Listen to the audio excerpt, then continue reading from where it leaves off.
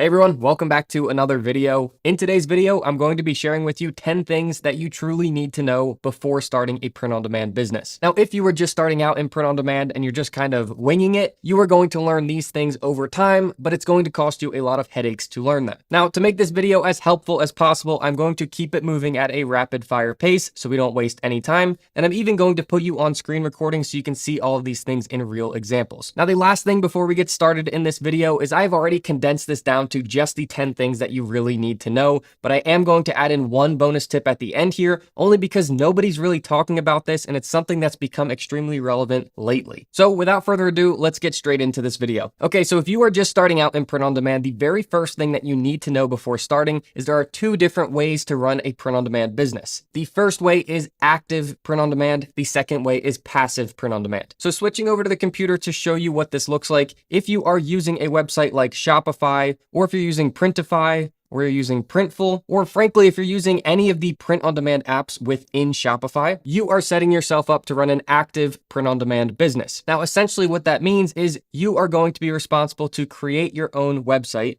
You are going to be responsible to bring your own buyers, essentially driving your own traffic. You are going to be responsible for fronting the money to pay for each order up front. And you are going to be responsible to handle all of the customer service. That is an active print-on-demand business. And by using any of these websites, that is what you are setting yourself up for. Now, what most people don't know is there's a whole different way of doing print-on-demand. This is the way that I personally do, and I think you'll see why. This is called passive print-on-demand. So coming back over to the computer, if you use websites like TeePublic, or you use websites like Redbubble, or even Amazon, you can run an entire print-on-demand business just by using their marketplaces. Now, the difference here is with passive print-on-demand, you take that same design that you've created, but you upload it to these print-on-demand marketplaces. Now, these marketplaces get their own traffic, so they bring their own buyers. The customer pays for the full order up front, so we just get a split of the profit afterwards. And these websites handle all of the customer service for us. This way of doing print-on-demand is such a better business model, especially if you are just starting out as a beginner. Now, in order to keep this video moving along at a fast pace here, I'm going to put a link to a full passive print-on-demand tutorial down in the description. So if you want to learn how to do this on Amazon and the other passive websites,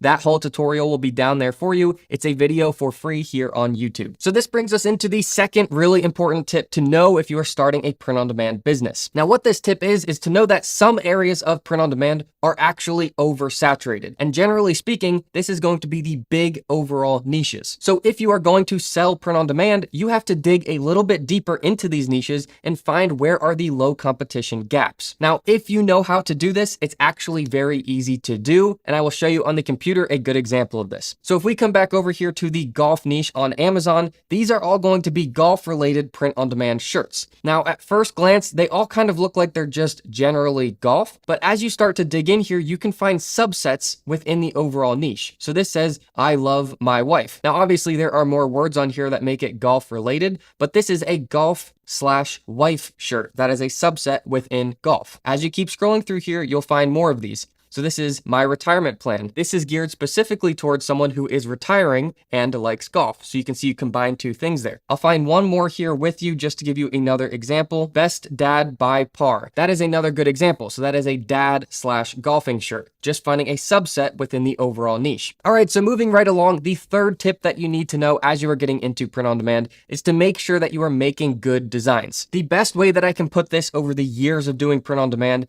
is that bad designs are not going to sell. Good designs will sell, but great designs will make you an absolute killing. Now, as promised, let me switch you over to the computer and I'll show you exactly what I mean. Okay, so for this example, I've gone into a slightly bigger niche in print on demand than golf. This is the fishing niche, but as you scroll through here, there is a prime example of what I'm talking about. So immediately when you are scrolling through this niche, you can see that there is this common design here. It is actually the same design, it is just slightly altered. And the idea here is that it is replicating something that already works. So when you look at all of these designs that are almost identical, just with different words, and you add up how much of them have sold in the last month, let's start with this one here. We've got 50 in the last month, then we've got 100. So that's 150 sales in the last month, basically on the same design with different words. Keep scrolling through here. We've got another 100, so that's 250. plus 200, that's 450. Keep scrolling through here. And we've got more down here, plus 300, so that's 750. And I won't go on from here, but we'll just take 750 sales in the last month. And looking at the pricing here, $17.95, $15.95,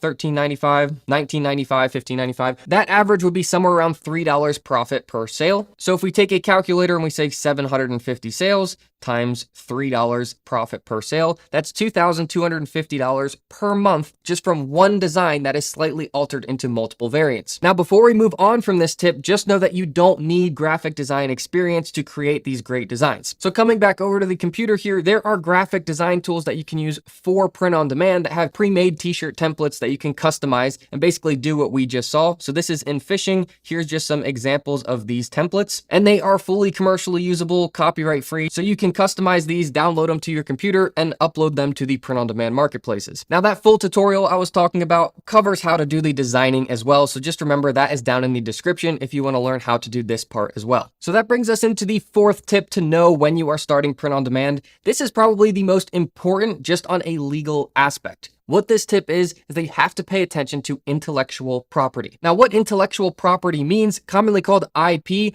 or you may have heard it as copyright or trademark. This means that you cannot use other people's things in your designs for print on demand. Now, copyright and trademark are slightly different things, but generally all you need to know for print on demand is that when you are creating your designs, you can't use companies' names, you can't use companies' logos, like you couldn't put the Nike swoosh on your design because that is Nike's. Nike owns that. Their reputation is built on that. So we can't just throw that on our design and try to make money off of all of the hard work they've put in. But what many people don't know when they are starting out in print on demand is that this also applies to fonts and graphics and phrases. So the actual words that are on your design. So the best piece of advice I can give you here is when you are creating your design for print on demand, the phrase that you're going to put on your design, check to make sure that that is not trademarked, and then use a graphic design tool that is fully copyright and trademark free to make sure that you can use all of those fonts, all of those graphics. Now at this point, it may go without saying, but if you need to know how to check the trademarks on your phrases, the full tutorial is going to cover that. So that brings us into the fifth tip, and this is something that very few people know about print on demand, but that is when you are getting into print on demand, especially if you are running a passive print on demand business,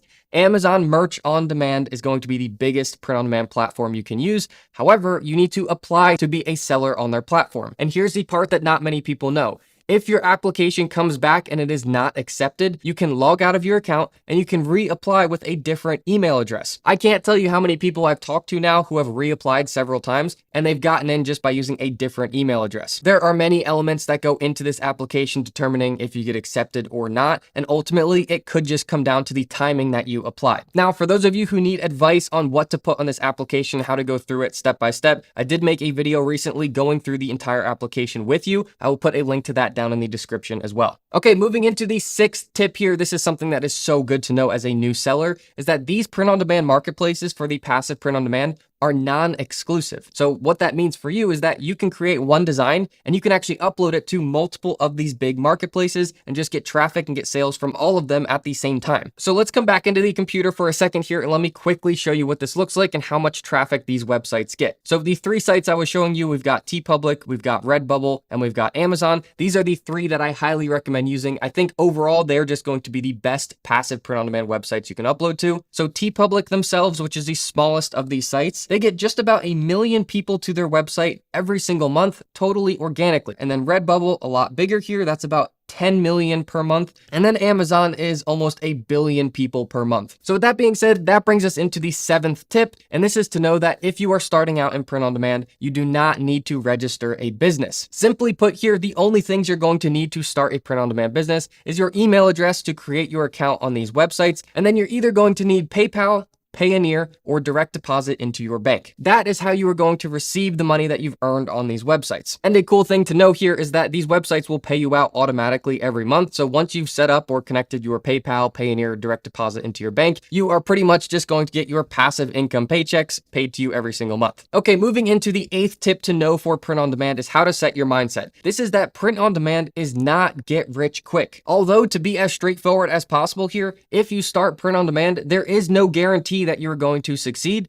That is the same for any business that you are going to start in the world. nothing is guaranteed, especially when you are starting your own business. Something that not many people realize about the print-on-demand business is it's not all about one design. It's about creating tons of different designs and get them all uploaded to the big print-on-demand websites. This means that your business is extremely diversified. You're in all different niches. You have so many different lines in the water. So you are always going to be catching fish somewhere. The more designs that you get out there published, the more diversified your business is and the more bulletproof it's going to be over time. Okay, so real quick, the 9th tip here is to avoid shiny object syndrome. This is probably the #1 reason that people fail in print on demand is because they start the business and they start working on it for a week or two and they don't see it succeeding yet. So they quit the business and they start whatever the next person is peddling down the road. If I can give you any advice here is just give the business time to show you that it is working. If you cut it off too early and you haven't given it the chance to grow, then you're never going to succeed in that business. Okay, and the last tip here, the 10th tip is something that took me a long time to learn and a lot of money, and that is don't worry about paid advertising. Once I learned the difference between active print on demand and passive print on demand, I realized that passive print on demand brings all of the buyers for you from the marketplace traffic. I have spent thousands of dollars trying to promote my own listings and bring my own buyers. Since the margins are small, anywhere from $2 to $20 on each sale, depending on what you're selling, it is extremely hard to turn a profit running paid advertising. Now, as promised in the beginning of this video, I have one bonus tip to share with you, something that's become extremely relevant lately.